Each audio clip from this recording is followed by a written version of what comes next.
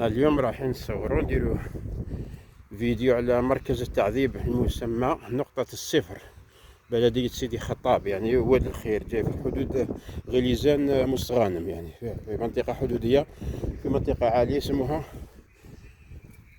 نقطة الصفر.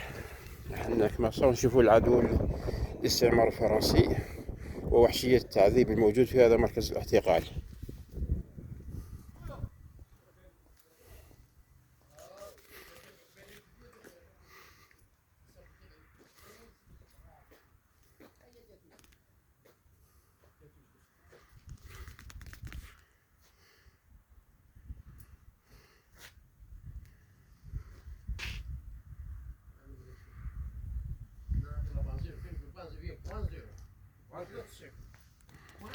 هيا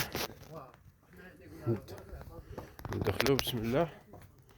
هذا الدخلة تاع مركز التعذيب تاع الاستعمار الفرنسي انذاك. هذا مركز المراقبة او بوست بوليس، مركز الشرطة تاعهم. هنا مقبرة الشهداء كذلك مدفونين هنا الاسامي تاعهم.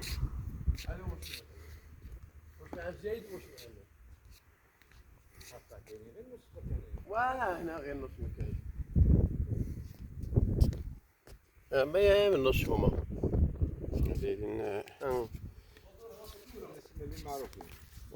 اللي صابوا سماواتهم فقط. يا ودي ما تقلقوش، خلوه غير نصوروا ديريك. هو كان مفتاحه يتمك او عنده المفتاح الداخل. المراه ديالك وتحفظ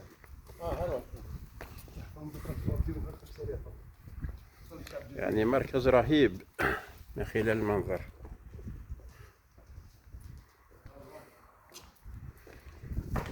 هنا مازالت مكتوبة بالسكرتارية باللغة الفرنسية. هنا الأمانة تاع مركز التعذيب، بيرو دو كابيتان، مكتب النقيب. هايليك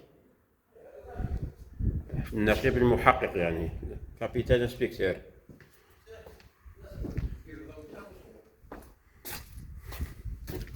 هذا ندير ضوء خاف وصورك هنا. روح عندي ذا صور اسمه لي شوف هذا اللي خليه هو يصور. صور من هنا. اللهم شهد تاريخ مركز تعذيب نقطة صفر بسيدي خطاب. ها على المباشر كيف كانوا يعذبوا. الله أكبر. هاي الحركة راهي.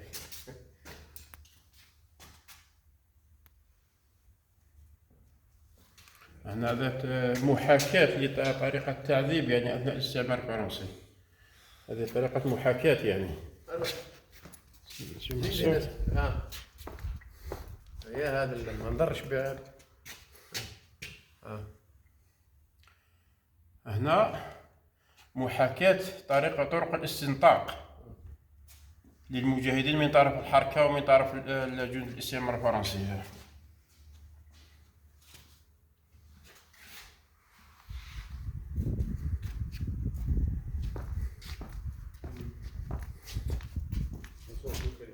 هنا كذلك نشوفوا ونلاحظوا محاكاة طرق التعذيب والاستنطاق حتى للنساء. نشوفوا يطلع الفوق، اللي يطلع الفوق ونطلع الفوق. المنظر العام. هنا رانا في السطح تاع السطح تاع المعتقل. هذا هو معتقل التعذيب تاع معتقل التعذيب تاع نقطة الصفر لبلدية سيدي واد الخير وسيدي خطاب، غليزان مستغانم. هذه الحدود هنايا، منطقة حدودية على كل حال. حدودية بين غليزان ومستغانم. هي كانت سابقا تابعة كلها المستغانم، ولكن بعد التقسيم الإداري أصبحت هذا هو المعتقل. هذا هو المعتقل بصفة عامة. نزيدو ندير دقيقة. روح.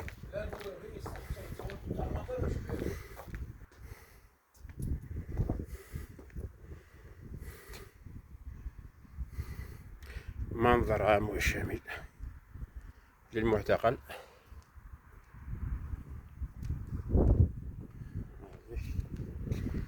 بس ياخذ أشد للأحكام. ما تمشيش. بقى. هذا رانا هنايا في كمنظر عام للمعتقل تاع الاستعمار الفرنسي في منطقة سيدي خطاب، عواد الخير نقدر نقولها هكذا، منطقة حدودية تماما. ونشوفوا على المركز الاستراتيجي والنقطة اللي استعملها الاستعمار الفرنسي لمراقبة كل تحركات المجاهدين. برك هذه النقطة عالية، كل المناطق من تحت منخفضة.